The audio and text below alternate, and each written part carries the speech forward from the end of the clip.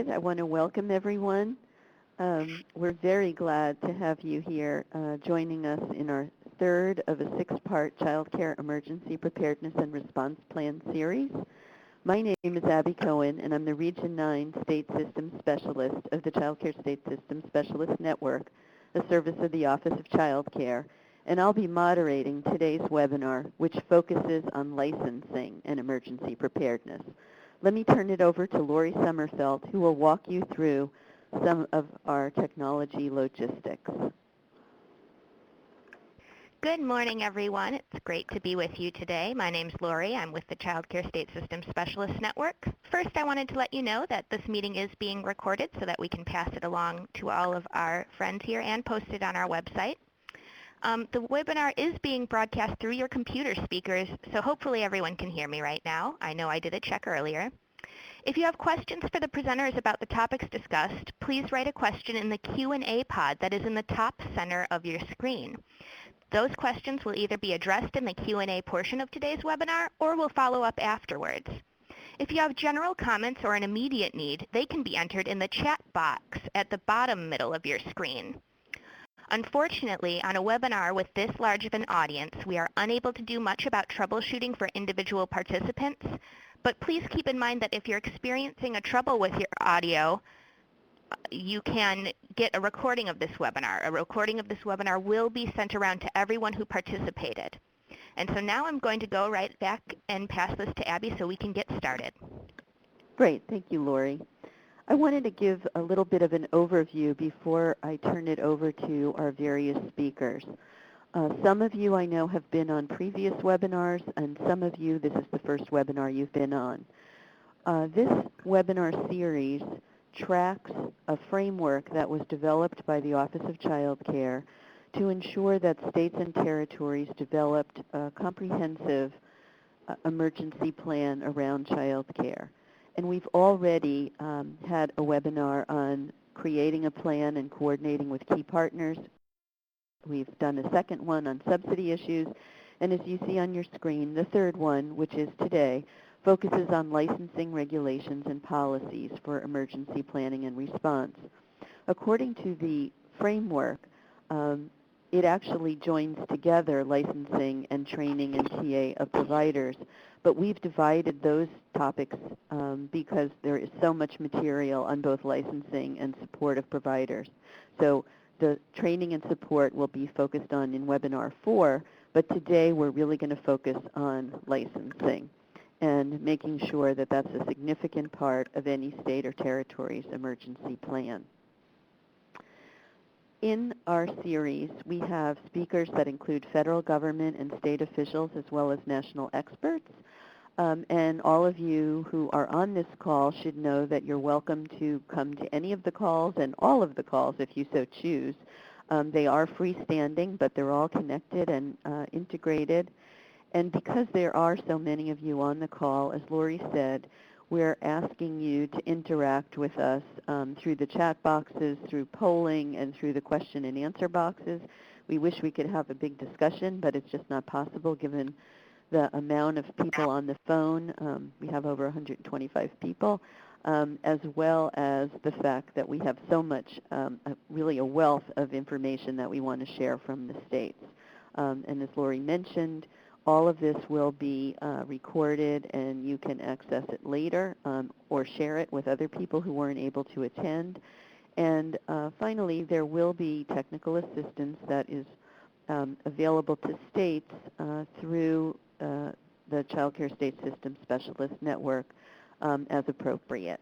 So wanted to let you know that. So part of what we want to know is who's on the call today.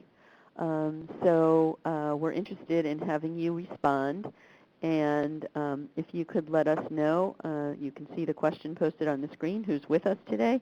Please respond using the polling function. Just click on the answer that best describes you, and we'll take a minute to have people respond. And I'm going to end the poll. So goodly portion of you are state and territory administrators and staff. And we've got some R&Rs on the phone and a smattering of other folks as well. So I'll return and let me just go through with you today's agenda. So I'm giving you kind of an overview and some considerations, and then we'll be turning it over to Judy Collins, who will be presenting around the resources that are available to help licensing agencies revise their licensing regulations to ensure that they are adequate with respect to emergency preparedness. Then we will move to Massachusetts. We'll be describing the regulations that they have on the books concerning emergency preparedness. Then we'll turn to Texas, who will describe in some detail the procedures that they follow after a disaster to assess the situation with respect to licensed facilities. Then we'll turn to Arizona to look at their waiver policies, as they have a procedure where they're able to waive certain regulations after a disaster has occurred. And finally, we're going to wrap up with Florida, that's going to share with us information about the continuity of operations plan that they have for their licensing agency. So I think you will have an opportunity to hear from a wide array of states of all different sizes, of all different geographies, but each one having something very significant to share with you that I think will be of great value as you move to develop your own emergency plans. As I mentioned, we have Judy Collins, who's a consultant and former licensing head for the state of Oklahoma, so she's got a wealth of information. And Dave McGrath from Massachusetts. We have Lana Estevilla and Julie Richards from Texas, Lourdes Ochoa and Susan Benson from Arizona, and Debbie Russo and Samantha Vashdasuga from Florida. And I want to let you know that because we didn't want to take up a lot of slides and time with their biographies, we will be sending you additional information about each one of the presenters, as well as contact information in the event that there is an issue that you want to follow up with them on. You'll be able to do that. I also want to introduce the Network Emergency Preparedness Plan webinar team. I'm being helped by my colleagues Gail Kelso and Susan Rohrbaugh and Lori Sommerfeld, who has already spoken to you. All of them have definitely provided a great deal of assistance to make these webinars possible. So I'm very pleased to welcome these guest presenters. And now what I'd like to do is take the opportunity. We have a sort of fun thing to do, which is a word cloud. And this helps by allowing each of us to record those words that describe our response to something that might be missing in your regulations. So as you think about your licensing regulations with regard to emergency planning and response, is there something that you are already aware of that you know you don't have in place that you think you should? And just as an example, perhaps you don't have anything about sheltering in place. Maybe you don't have anything about lockdowns. Maybe you don't have anything about supplies. Maybe you don't have anything about emergency drills. So we're just interested to know, what is it that in your state do you think you don't have regulations about that you think you might need to actually concern yourself with and get those in place? Okay, so we're starting to see folks coming up with some of the things that are actually very important. Things like reunification with parents. We heard in a previous webinar that in the case of Katrina, the last child who was reunited with their parent was not reunited for 6 months after the disaster. And so it's chilling to think about that, and I know that everyone took that message after Katrina and said we've got to do better to be able to ensure that we can reunify children with their parents. We see things like sheltering in place and supplies, practicing the plan, lockdown, having some flexibility and waivers, drills. So we get to see a whole lot of different things that people are thinking about in terms of what might be necessary. Communication, providers having policies themselves. So lots of interesting things. Okay, Lori, we can return. For those of you who have been on the calls before, this is going to be a repeat, but nonetheless, I think it's worth repeating. Why is it that we're doing this work? Not a day goes by that we don't hear about another emergency. As I drove to where I was going to be for this webinar, I learned that there was a lockdown in California in an elementary school. Planning minimizes the likelihood of injuries and death of children who are particularly vulnerable in disasters. Obviously, children are very dependent on us to be able to take care of them during these situations. Preparation can also minimize the psychological impact, the trauma that can occur, and we can do things to promote resilience in children and the adults that care for them. Planning and preparation can also help reduce the revenue that is lost when there is a situation that occurs and ensure that providers can actually continue their operations. And as we all know, child care is a vital service to the community. And the speed at which child care is able to recover really speeds the overall recovery of the community. People need to get back to work. Children need to continue their regular routines. Again, I just want to reiterate before I move on that if you do have questions as people are speaking, please put them in the Q&A pod at the top middle of your screen. What you're seeing now on the screen is actually the header for the information memorandum that was provided by the Office of Child Care in an attempt to help states develop their comprehensive emergency plans. And as you can see, the third area does deal with regulatory requirements and technical assistance for child care providers. And as I noted at the beginning, we are dividing those two topics because there is so much material on them. With regard to the regulatory requirements, the things that are mentioned in the OCC framework include coordination with child care licensing and regulatory agencies. And the coordination they're talking about is between licensing and subsidy to ensure that providers plan in advance and that the regulations include provisions for evacuation and relocation, sheltering in place, reunification with families, and accommodation of children with special needs. I also want to mention here that for those of you who are familiar with the NPRM, or the Notice of Proposed Rulemaking, which has not yet gone into effect, but which is expected will eventually become the regulation, there is a requirement that all providers, those who are licensed as well as those receiving subsidy, must have an evacuation plan. Many states believe that they have already done this, that they have a comprehensive plan, but when we looked at it, we found that some of the states really only have continuity of operations plans. Some of them rely solely on their emergency management agencies, and those folks have developed plans, but they don't say anything about child care. And then there are some states that only have requirements that they impose on providers, but for example, they might not have a plan for the licensing agency itself, nor how the licensing agency and subsidy agency are going to work together.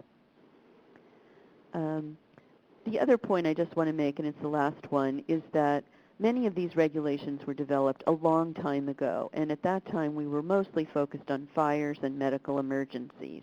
And as a result, if you look at most states' regulations these days, there are big holes in those regulations.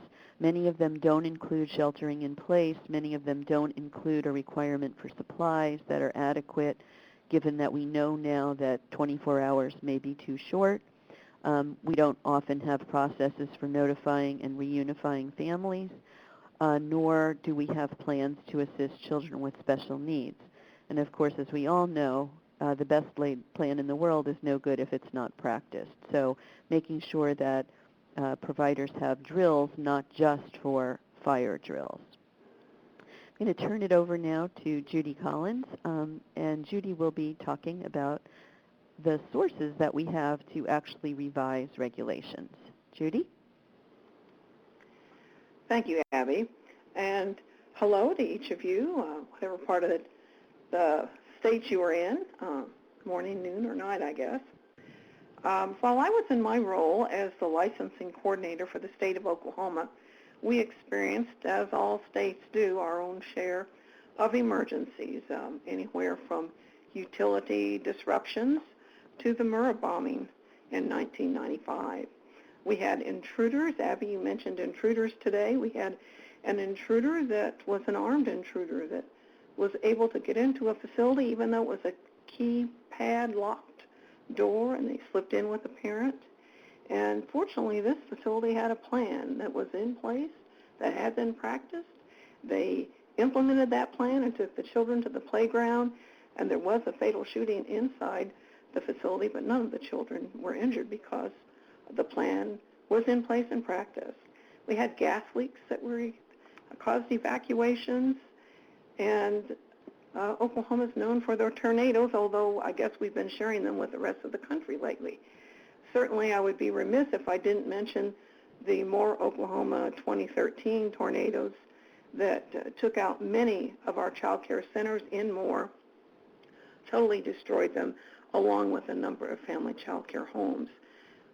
Fortunately, the practiced sheltering in place protected all those children. We had no fatalities. Actually, in child care, we were very fortunate, and only minor injuries. I will speak just a minute on the Murrah bombing. That was in 1995, and I was head of field operations at the time. I have 3 takeaways I'll share with you. And the first one is you can't prevent everything. You can have the best requirements in place, the best enforcement in place, and the most diligent, responsible staff in place, and bad things sometimes will happen, much to our chagrin. The second thing is the importance of remote location of the information. We didn't even know how many children we were looking for from the federal building facility. We had no idea how many kids were there when it blew. The third thing is not to have a knee-jerk reaction to a disaster that's happened like that, to take some time to sit back, recover, have some rational thinking, and not put in exaggerated requirements and exaggerated policies that perhaps weren't really necessary. So the bottom line, it is definitely not if, but when an emergency will happen. That's just the way it is. So I want to talk to you about the role of regulation, and that is we want to protect children and staff by reducing the risks. And this is the known risks that are out there, and we do that by putting in really good, concise requirements that address those known risks and prevent the emergencies from coming about. The second bullet speaks to informing and training facility staff in prevention techniques. And we do this by requiring specific number of hours in emergency preparedness, that they are trained in the plan that's put in place. Now, we talk about maybe training the staff themselves, but mostly there's some licensing staff that still do training, but we need to be aware of the training that's available out there and be making references and referrals to where they can get good training. We need to make sure that we have standards that adequately address the multi-hazard plan, not just the fire, as Abby had mentioned. I will tell you that if 10 years ago, we would have never thought about putting in earthquake preparedness plans in the state of Oklahoma. However, today we would. This past year, to this date, we've had 945 earthquakes. And just in the last 7 days, we've had 25. Things change. That's the reason we have to revise regs, and we have to have our folks that are running our facilities be mindful of what their plans say, too. So we need to make sure we have multi-hazard plans that are practiced, and ultimately, we must definitely have enforced staff that are in, the standards that are in place out there. So let's go ahead and take a look at the resources that are available to help you. This is the good news. There are wonderful resources out there just waiting to assist you. You don't have to do a lot of research, as the experts have already done a lot of that for you, and you don't have to reinvent the wheel. Hooray! You can go ahead and rely on some of these things that are already done. I've listed 5 right here. Only one I'm going to speak to right at this minute is your second bullet there, and that's the Emergency and Disaster Preparedness Standards from the Caring for Our Children 3. You'll probably recall in the second edition of Caring for Our Children, they had a spin-off edition of a little over 100 standards that were specifically addressing emergency and disaster preparedness. They don't have that done yet for CFOC3, but I would be watching the National Resource Center's website and seeing if that might come about in the near future.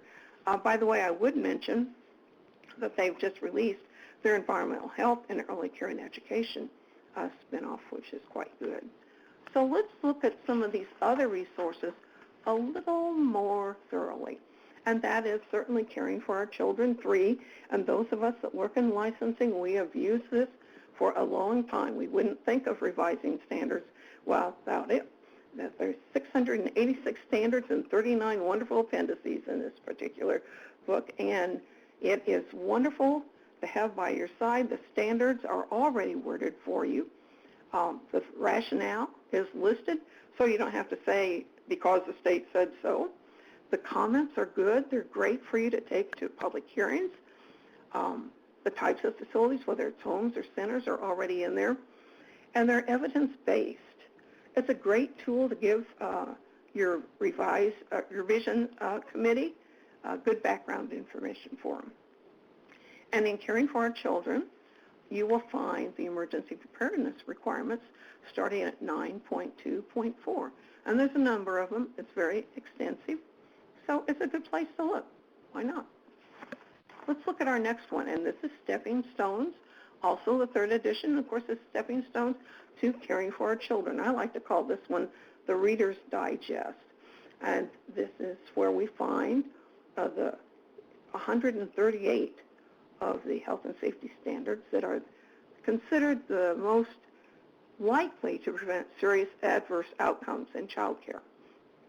So I encourage you to look there. You won't see as many of the emergency preparedness pieces there because it's the wheeled down model, but in 9.2.4.3 is where you'll see those there. So let's look at our next resource here. Now, this is a publication. It's called Protecting Children in Child Care Emergencies. And here you're going to find 8 separate standards that have been developed. This is a publication that was done in 2010 by what was NACRA, now known as Child Care Aware, in conjunction with Save the Children. They've divided it up into home standards and center standards. I'm not going to read these to you. You can read them yourself. I'm going to point out a few things about them. For example, with number 1, it says, develop and maintain written emergency plans. Well, that's just one little standard, but it's like the umbrella of written plans. So you can go in there, and there's all sorts of great detail that you can elect to put in, or maybe not, but it's certainly developing and maintaining the written emergency plan would be one. And then, of course, information on children. But look at number 3 specifically here. Develop and implement communication plans with families, and this is speaking to the reunification. You've already heard Abby talk about this. So it gives you good ideas. I noticed some of you are asking, how do I build that into my requirements? This is a good resource for you to look and see. They also have an excellent guidance on reunification in the back of this document, which is very good. Then you see number 5, where it talks about equipment and supplies. Again, the 72 hours are mentioned here. So it's a great resource, and we're going to go to the next slide where we talk about preparing staff and training, giving specifics of types of training you might have. Number 7, I wanted to talk to you about. This is where we talk about children with special needs. we don't often address this, or if we have it addressed, it's not as detailed as it should be. And this document has great information for you. Then if you'll look at number 8, this one is really important, and certainly for us in Oklahoma, we did not have anything in place like this. And that is to take actions needed to protect the program information and having that remote backup location so that you can continue to operate once the emergency is over and you can move forward. So it's a great document. I encourage you to pick that one up and look at it. And then this is the last resource I want to bring to your attention, and this is the Save the Children report card. Now, Abby's already mentioned this. You've seen these 4 standards before, 3 specifically addressing child care. Again, these are recommendations that came from the National Commission on Children and Disasters of the 2010 publication. And I think it's really great for them to go ahead and hold out these benchmarks for us. For example, in 2008, only 4 states met all 4 of these standards. However, in 2013, 22 states met all of them. So having this information out in front of us, having a little, maybe not competition, but encouragement between the states and trying to move us forward and putting good things in our standards that's going to help us protect the children and the staff is what this is about. So we have links to all of these resources for you. They're being provided, and I encourage you to make your life easier and try to utilize them. Abby? Thanks very much, Judy. That was really helpful, and I feel like the states, this is one area in which there is a tremendous wealth of resources available to help people. And as you said, they don't need to reinvent the wheel. Okay, we're going to move on to David McGrath. He's the Deputy Commissioner for Field Operations in the Massachusetts Department of Early Education and Care. Dave? Good afternoon. In Massachusetts, the Department of Early Education and Care is the lead agency for early education programs and services to children in the Commonwealth. We license and approve all the child care centers, school-age programs, family child care homes, and child placement agencies and residential facilities. And we're also responsible for the administration of the child care block grant. So all things that are responsible for children happen in our agency, which is pretty convenient for us. Today I'm going to talk about the recent experience we've had in Massachusetts, some of the exercises we've had, and some of the state licensing, how our state licensing regulations have been helpful. In recent experience, we've had tornadoes, gas leak, the Boston Marathon, bombing, and we've had some regional shelter exercises. And we want to talk about the guidance we have for emergency response planning. In Massachusetts, and my apologies to people from Kansas and other Midwest states, but we really don't expect to have tornadoes in Massachusetts. And what you're seeing right here is June 1 in 2011. This picture on the top is actually taken from the EEC regional office in Springfield, and that's an EF3 tornado crossing the Connecticut River, heading right toward downtown Springfield. This happened about 4:30 p.m. It crossed the river, and it just killed 3 people and injured more than 300. The bottom picture in the red actually shows the path of the destruction, and it's just 1 block away from a child care center. By chance, there was a school bus parked in front of that red, you can actually see the school bus right there, parked in front of the child care center, and they were able to take the children out once the tornado had passed and bring them to another facility that was part of the program's plan. In July 28, 2014, just a couple weeks ago, we had a second tornado, that ES1 tornado hit Revere, Massachusetts, which is a town pretty close to Boston, and that resulted in damage to the area, and there was at least 1 child care facility that was damaged, and the provider was able to take the children down into the basement and prevent any injuries from happening. Next, we'll see a gas leak explosion. The top picture is actually a child care facility. That was Square One Child Care Facility in Springfield, Massachusetts. And the bottom picture is what the facility looked like later in the day the nearby buildings look like later in the day. You can see the Springfield Police Fire Department truck there. This program normally would have had 100 toddlers and preschoolers and 20 to 30 staffers, but they were off this day. But because they had practiced and had plans in place, on the following Monday, they were able to relocate the children to other programs, and all children were placed and had child care that day.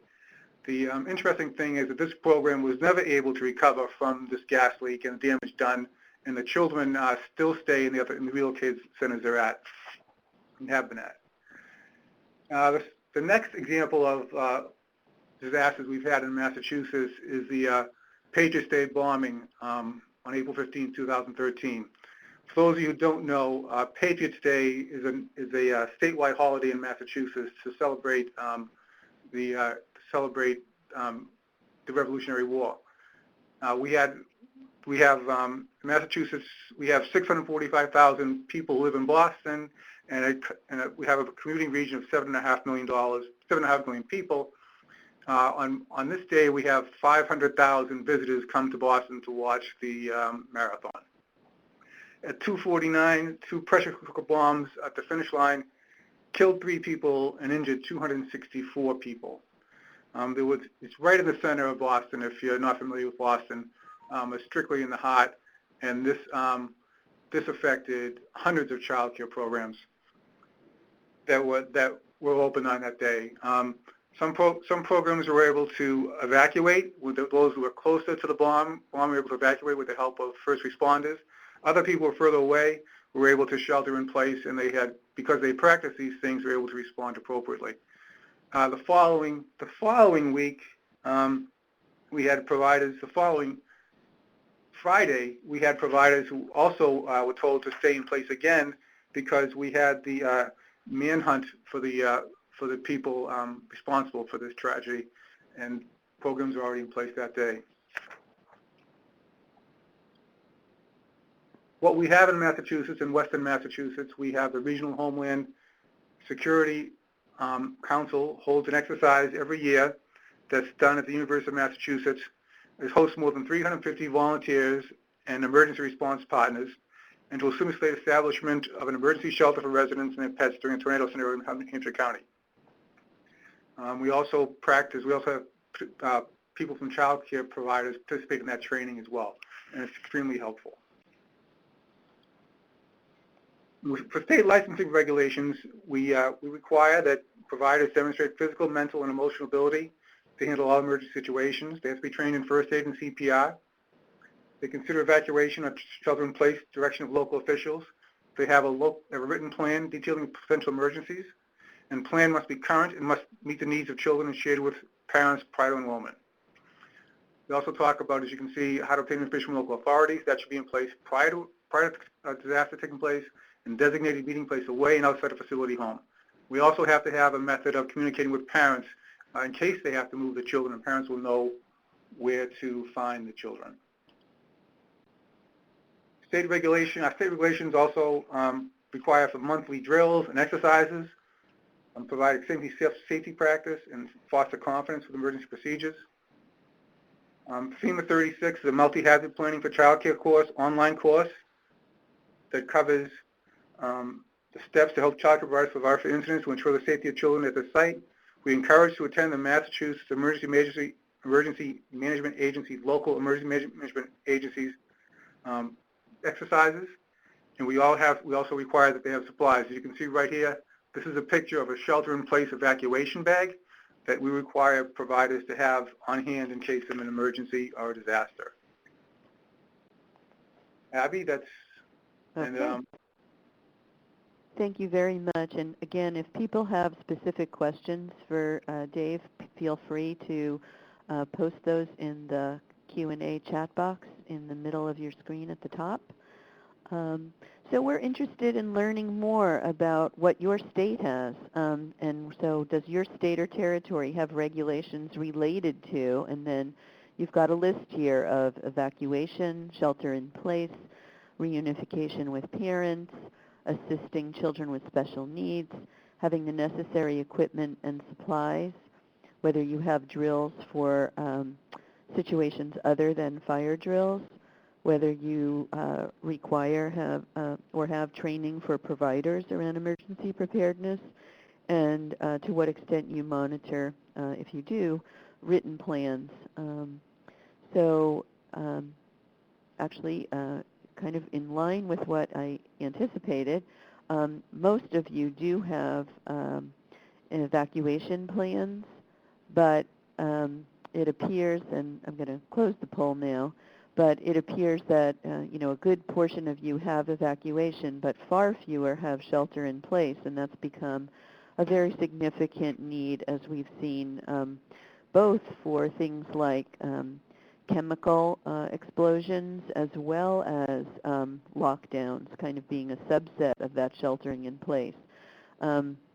More than half of you don't have procedures for reunification with parents, which is quite important. Only about a third of you have regulations dealing with helping children with special needs. Again, about a third of you only have provisions related to necessary equipment and supplies. A little bit more than half of you do have drills. About a third have training, and we will be, as I mentioned, having a full webinar next time in September focused specifically on the training for providers around EPR, emergency preparedness and response. And finally, about half of you do actually monitor the written plans that the providers do develop. So let's move on from there. And I want to introduce to you our next speakers. Let me just move the slide here. And that would be Lana Estavilla and Julie Richards, both of whom are from the Texas Department of Family and Protective Services, who are going to talk to you a bit about assessing facilities after the disaster. So Lana and Julie? Good afternoon. My name is Julie Richards, and I am the Director of Field Operations for Daycare Licensing Program in the state of Texas. And I'm presenting today with my colleague, Lana Estavilla, who is the Director of Policy and Program Operations for Child Care Licensing. We've been asked to speak to you today regarding the process Texas uses to evaluate and assess the state of facilities after a disaster, as well as a tool we have available to assist facilities in this assessment. Before we get started, though, we've been asked to briefly explain our agency's relationship to Texas's lead CCDF agency. In Texas, the Child Care Licensing Program operates as a division of the Texas Department Family and Protective Services, which is under the umbrella of the Texas Health and Human Services Commission. Licensing works collaboratively but under different leadership than the Texas Workforce Agency, which is the lead administrator of the CCDF funds in Texas. In order to demonstrate the process that Texas uses to evaluate and assess the state of child care operations after a disaster, we're going to briefly walk through a fairly recent disaster that occurred in the city of West. West is a small town with less than 3,000 people located just north of Waco, Texas. The West Fertilization Plant has been located in the West community since 1962. On the evening of Wednesday, April 17, 2013, there was an explosion at the fertilizer plant that destroyed the plant and heavily damaged nearby property. Ultimately, the explosion killed 15 people and injured many more. Fortunately, the explosion occurred after the child care operations were closed, and we did not have any direct injuries or deaths. However, some of our operations had family members that were affected.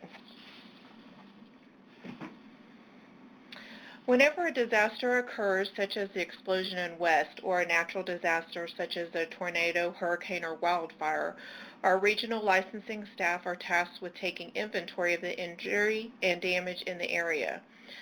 This includes determining the welfare of our own licensing staff in the disaster zone. This effort is coordinated by designated emergencies management specialists at the licensing state office in Austin. The specialist works with the regional director to ensure that all operations in the disaster zone are contacted to gather information. Some of the information that we gather or questions that we ask are about whether there has been any injury or loss of life, whether the child care operation has had damage, and if so, what is the extent of the damage? Has it impacted the operation's ability to operate, and if so, when is the expected time for them to reopen? And does the damage impact or have an impact on the operation's capacity? If an operation has badly damaged or unable to operate, licensing is able to assist connecting the operations with other operations that may be able to absorb some of the displaced children. In the case of the West explosion, there was an extensive damage to nearby schools, apartment complex, a nursing facility, and hundreds of homes.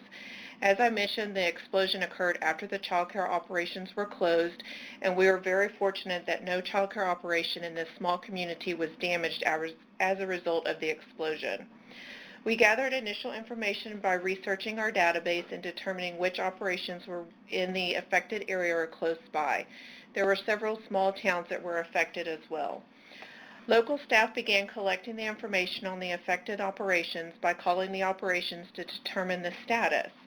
We're able to pull up data from our system by city or county or type of operation.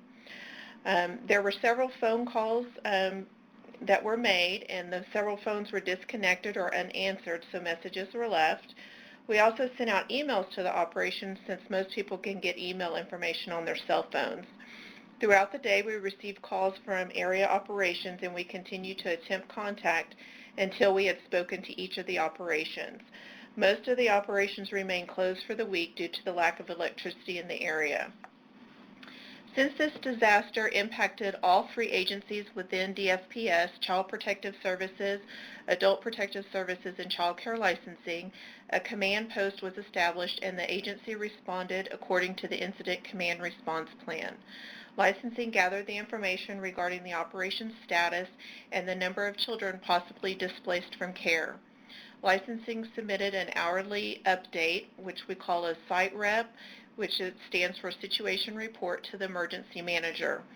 The emergency manager in turn responds to HHSC and other entities such as the Office of Child Care. The process is a coordinated team effort to provide the most accurate, up-to-date information during a disaster.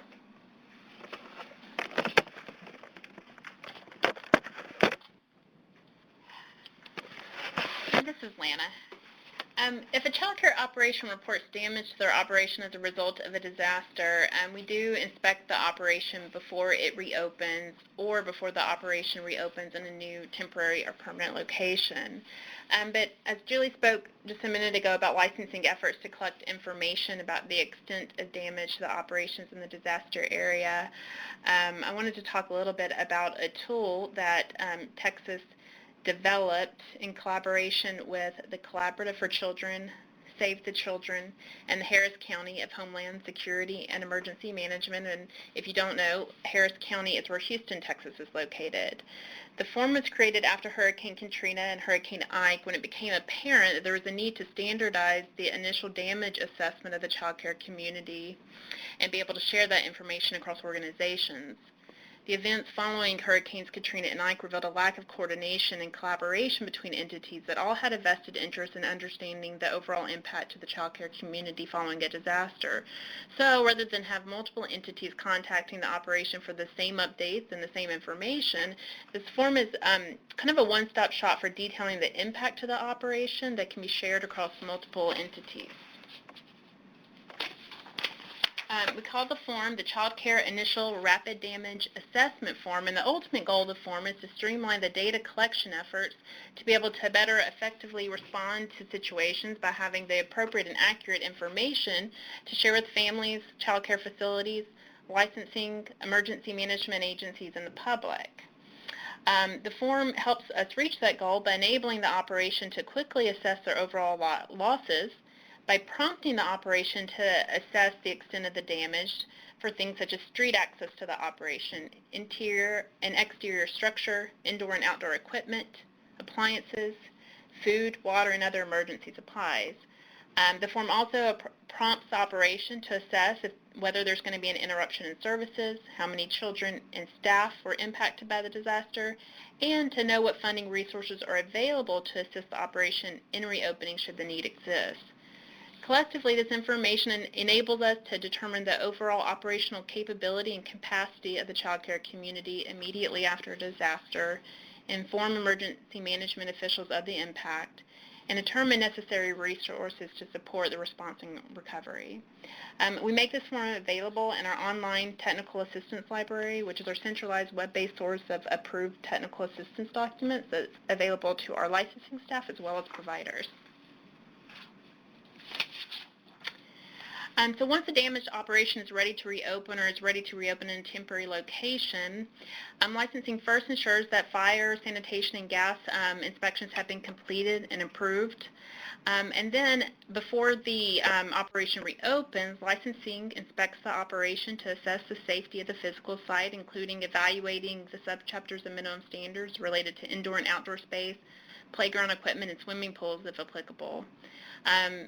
If damage is reported to the interior of the operation, the inspector assesses the damaged area so that they can refigure the capacity if any classrooms or restrooms are uninhabitable or inoperable. For any minimum standards that can't immediately be met, the inspector may use discretion in approving the arrangements that do not comply. Typically, we allow an operation to operate for up to 60 days without requesting a waiver or variance, as long as the health and safety of children can be protected in the meantime. But if the operation is unable to meet the minimum standards by 60 days, they're able to submit a waiver or variance request.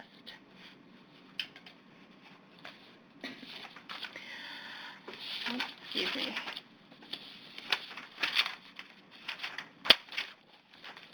For any operation that permanently relocates, our administrative rules state that the license is automatically revoked. But for operations that need to permanently relocate due to disaster, we do allow for an abbreviated application process to expedite the issuance of their license.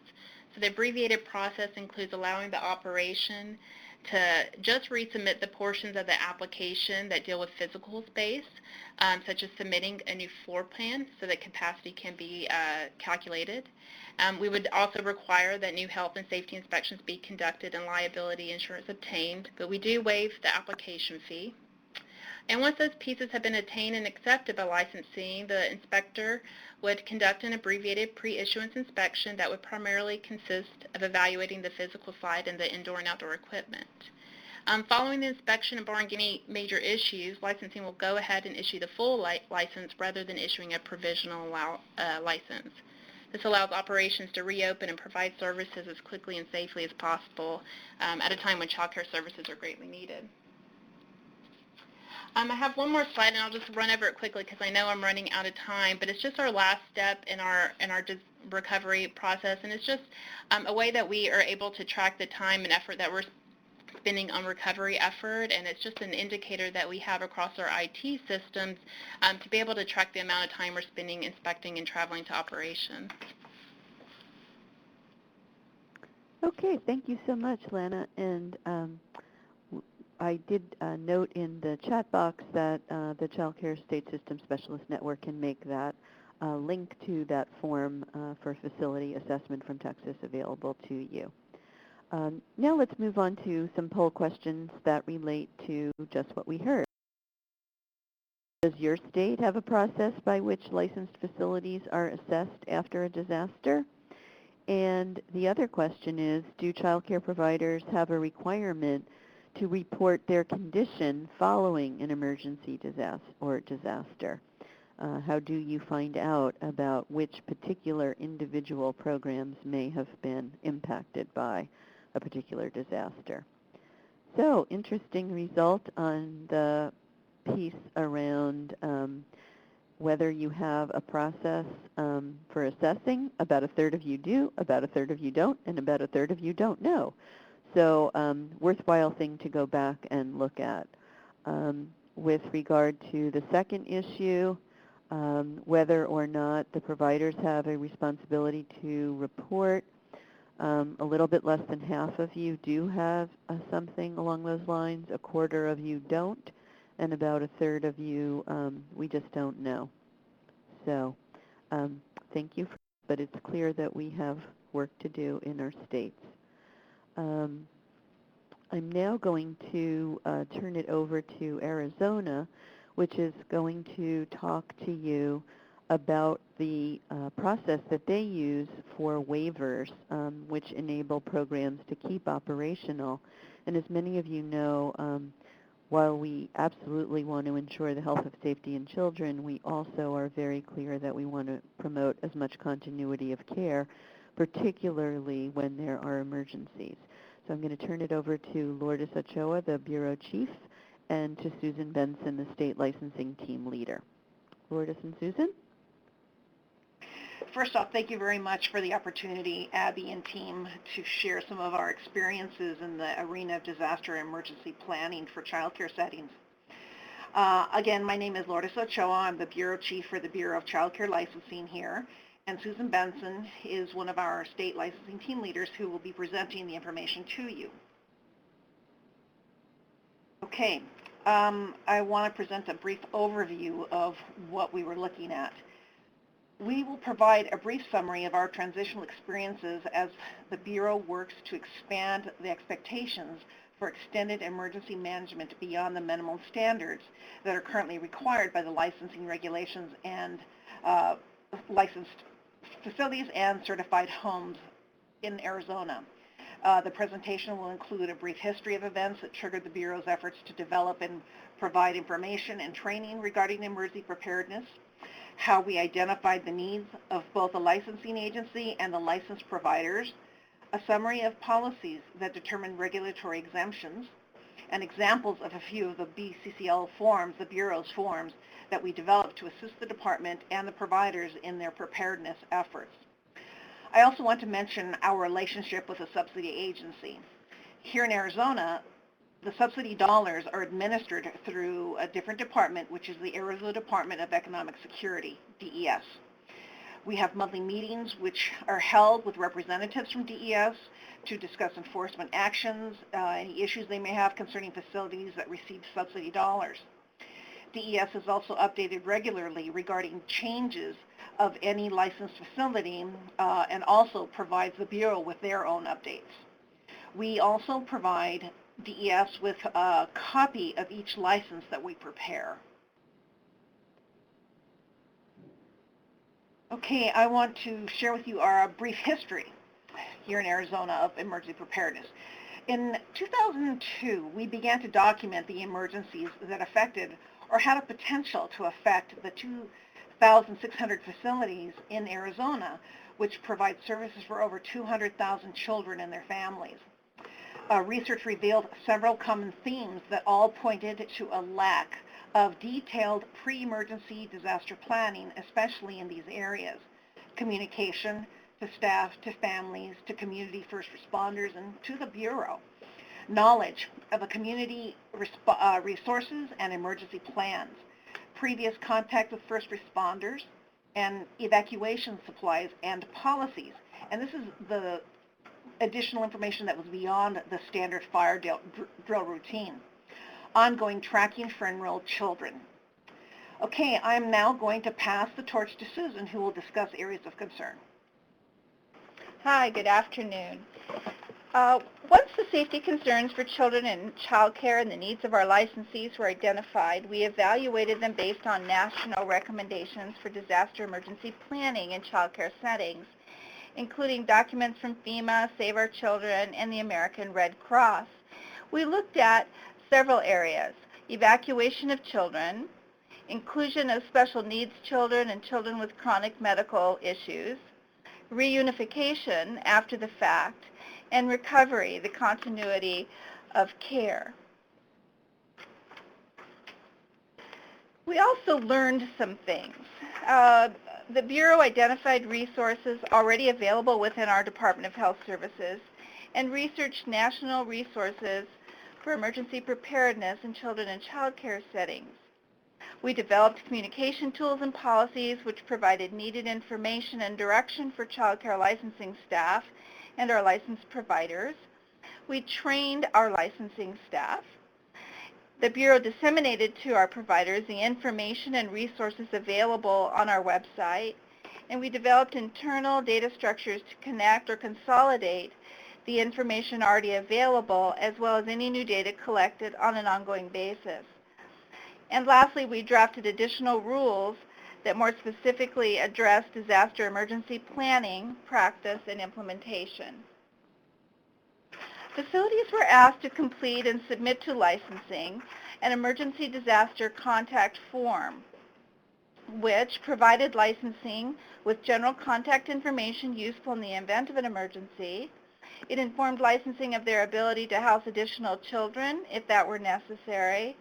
It informed licensing also of a temporary location for relocation purposes that they had identified ahead of time. And it provided licensing with email address and cell phone numbers, permitting the use of blast emails or text messages. These forms were filed in what we called smart books, which were books containing these forms by geographical area for quick access in case of an emergency. We also created a wall-size map of Arizona with all child care providers designated by type on the map. And various mile diameter clear overlays allow a quick visual of the affected areas and the impacted facilities. And then paired with our smart books, it allowed us to focus on those facilities that were potentially going to be needing some help. And we have the ability to make use of the department's Emergency Command Center as deemed necessary. So next we took a look at what our priorities should be. And after review of Arizona child care regulations, the regulations were prioritized in terms of continuity of care, with the focus on those which ensured that the safety and immediate needs of children in care at the time of the emergency were met. These regulations were identified as essential, listed here on the slide: supervision, ensuring the health and safety of children, making sure that emergency information was available for all children and staff, that children's medications and records were available, that there were food supplies specifically for infants and toddlers, and that daily attendance records were maintained. We also evaluated the potential needs for facilities in the event of an emergency, possible shelter out versus shelter in necessities, transportation needs in the event of a shelter out situation, materials and supplies to have on hand for a shelter-in situation or for a shelter-out event. And then how to communicate with staff, meaning each other, parents, Bureau of Child Care licensing staff, and emergency personnel. The Bureau and department policies were assessed and clarified as we looked at which regulations we might be able to exempt. Safety parameters and priorities were established according to 3 basic stages of emergency and disaster management. We looked at the immediate needs, what would be needed within the first 24 hours, the interim needs, whether it was on-site or off-site, and then reintegration, post-emergency needs such as environmental considerations, air quality, for example, or operational issues, no phone service, damage to the building, limited water use. The relevant rules were identified, and the department then established parameters to determine exemption guidelines in regards to licensing compliance for child care. And to note that these licensing exemptions only apply in the event of a governor-declared state of emergency in Arizona. So our immediate response rule exemptions, within the initial 24 hours of a declared emergency, all regulatory requirements except for the key regulations listed here are temporarily exempted as facilities deal with the immediate needs of children and staff. Meanwhile, facilities are required to communicate regularly with the Bureau, and as emergency protocols are exercised, extensions of the exemption status for licensing requirements are determined on a case-by-case basis, dependent on the type and scope of the emergency and the resulting circumstances. Key health and safety requirements will not be waived, and they're shown here for both centers and homes. And again, that would include supervision of children, ensuring that children are not placed at risk of harm, that emergency contact information is available at all times for both children and staff, patient standards followed, food supplies for infants and toddlers be available, and attendance records that are maintained at all times. We also developed some forms, government forms. So we developed some forms that we thought would be helpful to our licensed providers. The first one you see on the left is the Emergency Disaster Contact Form that I spoke about earlier. And that's the one that we collect and place in our smart books according to geographical area. There's also a list of immediate response rule exemptions that we just talked about. There's an emergency preparedness checklist with emphasis on some safety considerations, which is vitally important in Arizona, center evacuation procedures, organizational roles, staff duties, and we also developed tip sheets for various topics such as extreme heat. We know that communication is the key and is paramount to successful implementation of each facility's emergency plan in conjunction with state requirements. All of these people need to know the plan, the facility owners and administrators, staff members, families, community contacts, and the Bureau.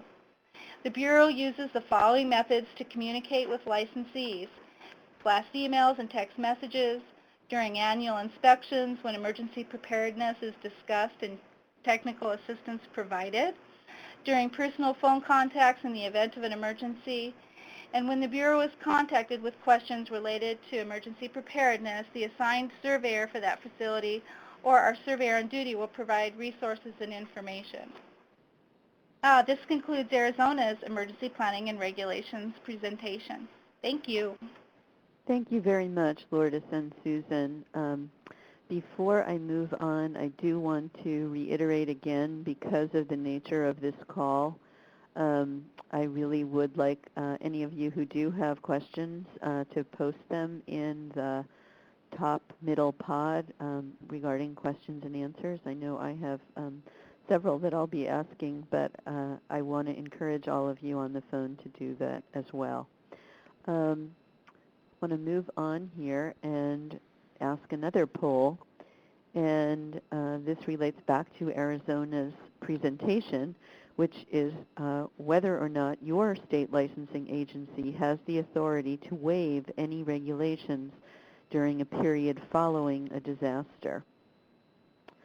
So obviously this comes to be quite important, whether or not you have that kind of flexibility that might allow you both to take into account the need to protect the health and safety of children, but at the same time recognizing the importance of continuity of care and allowing programs that may have experienced some slight damage to be able to continue operating, both for the importance of continuity of care for those children, as well as we know that in those communities which are able to provide services immediately, it helps parents both who need to go to the disaster recovery centers to file claims, as well as getting back to work immediately. So what we see here is only about a third of the states or folks responding do have that authority.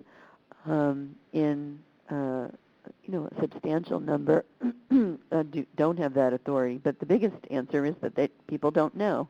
So that's a very worthwhile thing to go back and determine whether or not your state licensing has the authority to waive any particular regulations, or are they still expected to cite folks if they are continuing to operate despite having had some potential damage to their program. Okay, maybe you could move on from there, Lori. And the last state presentation that we have is coming from Florida, and Florida will have the opportunity to talk to you. When we talk about licensing, we're really talking about two different levels. We're talking about the requirements that we impose on providers But as a licensing agency itself, the licensing agency needs to be prepared. And what are the plans that it has in place to ensure that it can continue its operations? So we had asked Florida to provide us with information, and we have two presenters. We have Debbie Russo, who is the director of the Office of Child Care Regulation and Background Screening for the Florida Department of Children and Families. And we also have Samantha Vosh-Deseka, who is the policy supervisor also from the Office of Child Care Regulation and Background Screening in the Florida Department of Children and Families. So I'll turn it over to you, Debbie and Samantha. Thank you, Abby, and just for the sake of time, I'm just going to allow Samantha to go ahead and go through the slides so we won't be going back and forth. Okay, thank you. Okay, good afternoon. Just to give you a little brief history about the state of Florida and how our setup is with regards to early childhood and the CCDF funding. Our lead agency in the state of Florida is Florida's Office of Early Learning, and they work within the Department of Education. The Department of Children and Families Office of Child Care Regulation and Background Screening is charged with the regulation of the health and safety standards in licensed, registered, and some exempt child care providers. As our legislators did recognize that both our agencies touch the same set of children and providers, and they have urged us through statute and a memorandum of understanding that we are to work together to eliminate duplication and in gathering of data to ensure we're not duplicating our effort. Today our topic is about the continuation of operations after a disaster. The Department of Children and Families on a department level has created a continuity of operations plan, and in this plan it has outlined the pre and post guidelines that the department is to follow to ensure that after a disaster the department is meeting its most fundamental mission, which is to meet the needs of the residents of Florida. And then also our office, the Office of Child Care Regulation, took it a little step further. In our desk reference for licensing staff, we created an emergency management chapter, Chapter 5, which outlines our roles, particularly to that with regards to child care licensing and how we will take effect after the curfews are lifted and travel restrictions allow us in the area, so we can assess whether child care services are available, especially for those who are working to help speed recovery, such as law enforcement officers, firefighters, utility workers that are needed to get back to work to help with the recovery. Possible disasters, hurricanes. Florida, we are known for our hurricanes. We do occasionally experience tornadoes, severe storms we have on a regular basis during the summer months. Wildfires we do have are common during our dry winter months. We do have structural fires, gas leaks, hazardous materials, heat wave, and believe it or not, we do have extreme cold. We experienced that for the first time, I believe, last year. We actually got to experience some sleet. And then also flu pandemic. You know, we did have that scare a few years ago that we do realize that that could be a disaster. For preparing for disaster, we take the approach is critical. You have to prepare ahead of time, have a plan in place, to make sure that it's going to work in a post-disaster environment. And also, we also stress for our own staff who are affected by the disaster that they need to meet the needs of their own family first. And because we have a consistent licensing procedure and protocol around the state, it allows us, in the event that the staff in the disaster area cannot fulfill their duties with regards to going out and assessing child care settings, we have teams of waiting around the state who will come in and help with those assessments. Also, we encourage our staff to make sure that they stay alert, listening to the weather or wildfire warnings. And then our role with regards to assisting child care providers in evaluating the safety of their facilities or home for continued operation or reopening prior to a disaster and after the disaster. Working in the field, we make sure that we, when we're training our new staff, we also let them know that when they're working in the field, their safety is the utmost of our concern also. They need to be aware of severe storms in the area, wildfires, or potential tornado warnings. We ask that they follow the instructions of the local emergency management officials. And if they're out and about doing an inspection and driving is not safe, and they've been advised to seek shelter, that they do so in a business or a public building, just to ensure their safety. But after the disaster or the event has passed, we ask that they do notify their supervisor as soon as possible, just to let us know that they're okay and where they're located in the event they may need assistance. When our staff are in the midst of doing an inspection, if the weather prevents them from going out to inspect the outdoor play areas, we do not expect them to go out in the middle of a thunderstorm to determine whether the playground equipment is safe. We ask that within their inspection report, they type in a comment that they were unable to view the outdoor play area, and that they would return at a later time to inspect that area. Preparing to work after a hurricane. This is all part of the pre-planning phase. After the hurricane has passed, you may not have access to gas and certain things that you need in order to do an assessment. We ask that staff, the vehicle that they're going to be using after the disaster, make sure it's filled with gas. Make sure they check make sure they have oil, tires, jack, and a spare. That may sound funny, ridiculous, but I was one that experienced that. I had a vehicle, a state vehicle I took out after a hurricane, got a flat, and had no spare. So those are important things to check for before you head out to work in a disaster area. Also, what's important is to make sure that you have cash, small bills and change. Entering a disaster area, they may not have the basic utilities like electric, and the bank card and things aren't going to work. There may be small vendors that would have water available or food that you could buy during that time.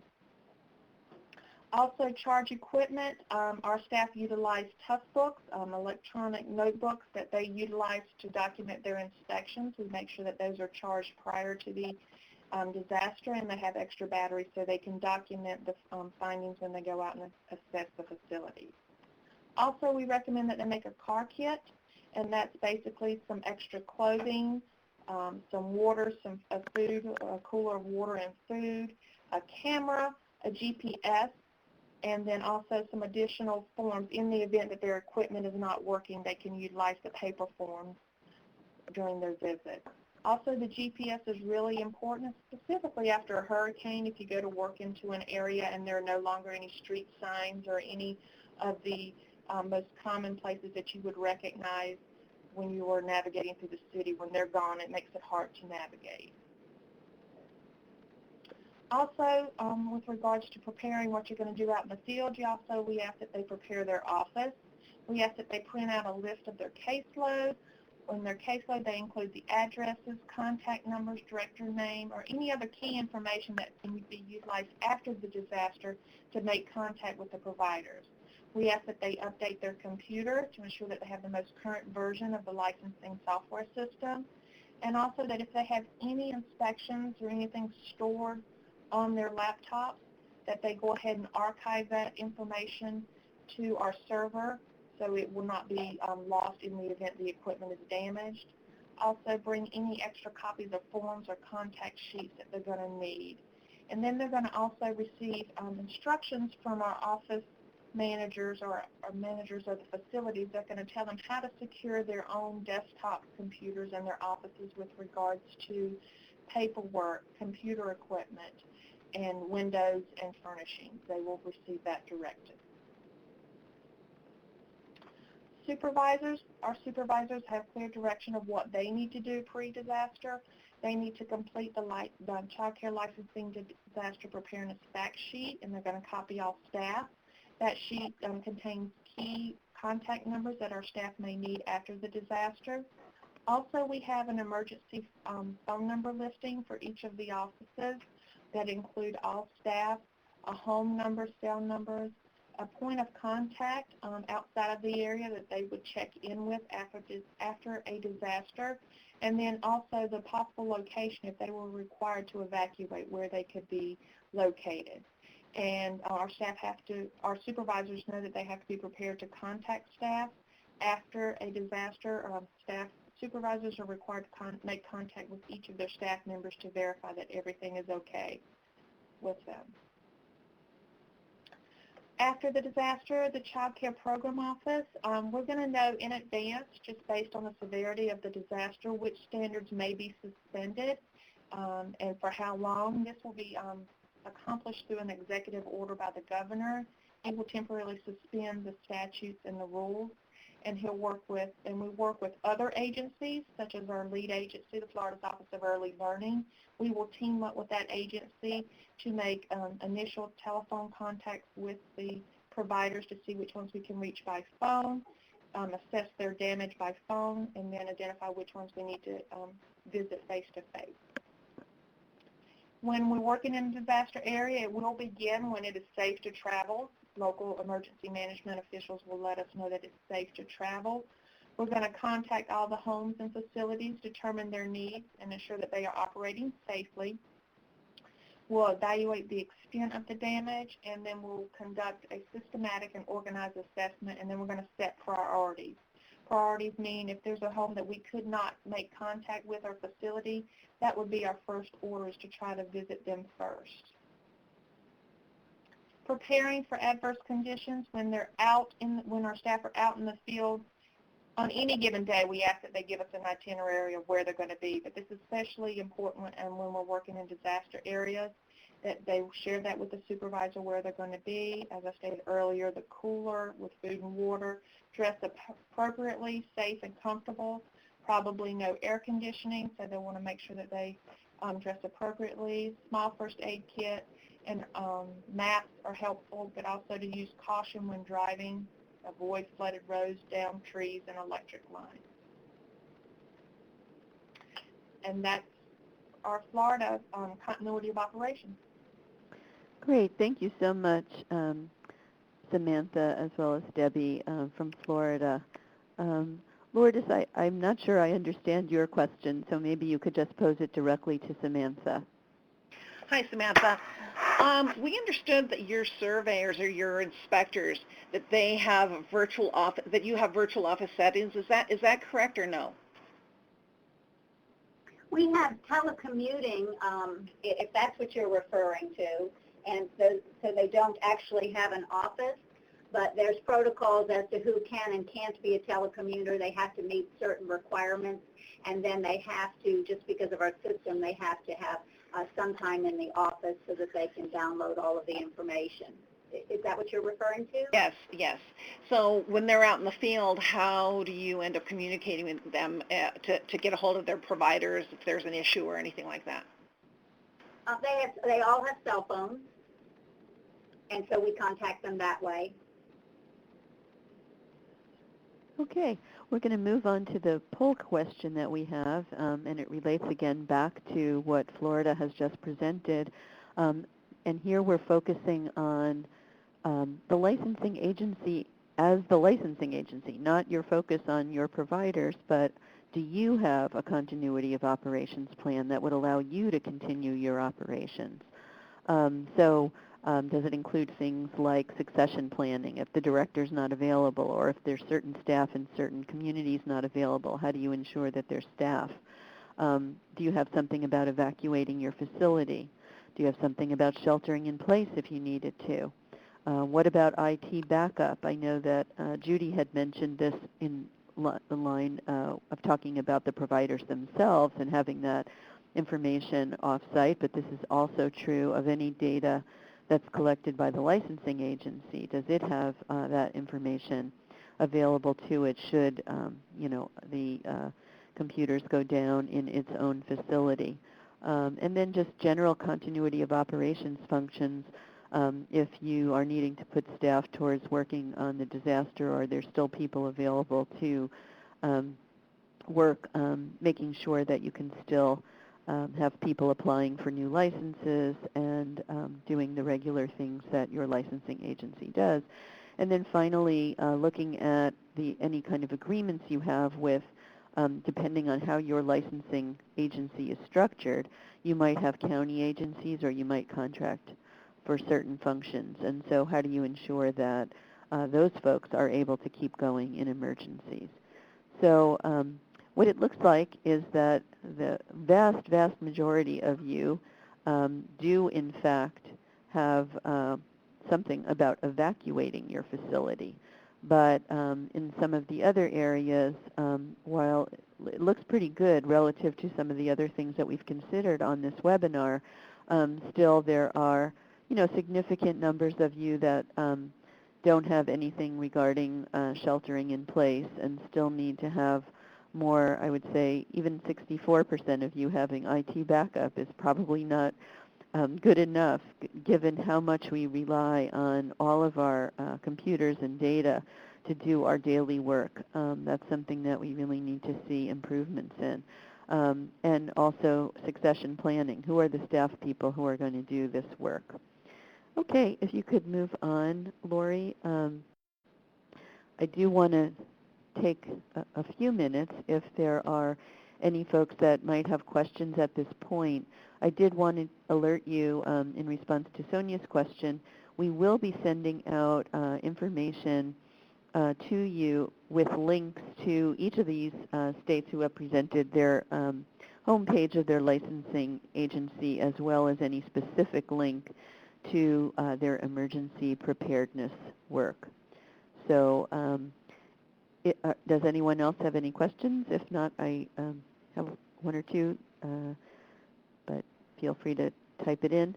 One of the questions related back to Texas, Lana and Julie, you had mentioned that you keep data regarding costs of doing this, and we were just curious as to any lessons learned in terms of what you found out from collecting that data.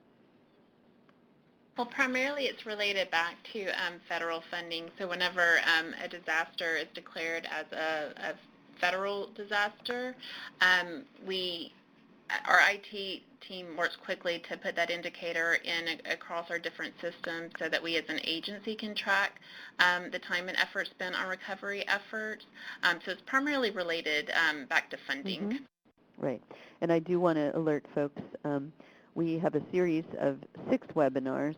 We are confirmed through number 4, but number 5 will deal with recovery and the issues related to claiming various federal monies for recovery. Question for you, Judy. I thought it was a great comment, but you spoke about not having a knee-jerk reaction and quickly putting in regulations that might be either so specific or so extreme in response to a particular disaster, and was just sort of wondering whether you might kind of give some example of that, or just talk a little bit more about that idea. Well, of course, one of the ones I think I mentioned was people were so concerned that we couldn't hook the children up with the parents right away or even identify the children. And there really was a lot of discussion about requiring children to have an ID put on them immediately when they came in, and that it wouldn't be removed until they left, which, it was a bit extreme. We didn't do that, obviously, but we did do some other things. So there were several other things that came up because we encourage a certain amount of light in facilities. It was like, if we had not had windows in that particular building, would there have been less fatalities? That's not the case. Obviously, the whole building fell down. But there was a long discussion on whether or not, having windows that were along the street side should have maybe changed that regulation. If we'd have done it the day afterwards, we probably would have taken all windows. Right. But I think it raises a very important point for all people working on the revision of regulations, which is a kind of considered approach that makes sense and isn't, this kind of immediate, sort of moving from the one pendulum to swinging to the full extreme, and really being thoughtful and considered about it. And to be realistic.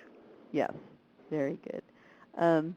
Okay, I wanted to bring to your attention, there are a whole array of resources around emergency preparedness that you can find on the OCC, the Office of Child Care's website, as well as resources developed by the Child Care Technical Assistance Network, of which the Child Care State System Specialist Network is one of the members. And there is information on that website dealing with emergency preparedness planning for licensing agencies. And I would encourage you to both look at those websites now and also continue to check back on them, because there are a number of documents that will be uploaded in the future. So I would encourage you to check back. In terms of next steps, our webinar on training and technical assistance supports for child care providers is coming right up. It will focus on the training piece of this, the training requirements and rules for providers, example emergency preparedness plans and templates for providers, and also the community connections and resources that make all of this come to life. You can have all the wonderful regulations in the world, but if you don't support the providers and train them, you will just have those regulations, but not much else. You'll have, so we really want to encourage all of you to think about these pieces, the regulations and the trainings and supports, as really something that needs to be braided together. And now, if you do have the ability with your computer, if hopefully you don't have a pop-up blocker that won't allow it, we do have a SurveyMonkey evaluation that will open in your browser immediately following this webinar. So we would really encourage you. We do definitely want to hear from you about how this webinar has served you, and if it has, and we would love to have the feedback from all of you to learn how to do these as well as we possibly can. So I just want to conclude by again mentioning that we all understand that developing comprehensive, really meaningful emergency preparedness plans is a very complex and time-consuming undertaking. And, you know, we've only focused on licensing today, and even within the licensing sub-area, we can see how complex it is. It doesn't just involve providers, it also involves the licensing agency itself and making sure that it is able to function. And we also know that for a lot of states, this never seems to rise to the level of priority simply because there are so many other demands on folks. But we also recognize, especially after any particular disaster, what a difference it makes when licensing agencies themselves, as well as the child care providers, have actually taken the time to step back and to develop plans. And we also want to indicate that it is critically important, particularly in those states in which child care licensing and the CCDF lead agency are not one and the same, that there needs to be really a working closely together and coordination to ensure the safety of children in all licensed facilities and children who are receiving subsidies. So we hope that you'll take, these examples from today's webinar and bring them back to your states and territories and use them to develop that part of your comprehensive emergency plan dealing with licensing. And want to reiterate that we will be having our next webinar on training and technical assistance supports on September 15th at 3:30 Eastern. And also to let you know that we will be sending out information following this call, the webinar, regarding both those links and some additional information. And then we'll be also sending you information about how to register and join the next webinar, and that will happen in early September. So we want to again thank so profusely our speakers for their willingness to share their wonderful work as relates to emergency preparedness and licensing. And I would like to wish all of you a very good afternoon. And once again, we thank you and hope you'll get back quickly to work on improving your licensing area with regard to emergency preparedness. Thanks so much. Bye-bye.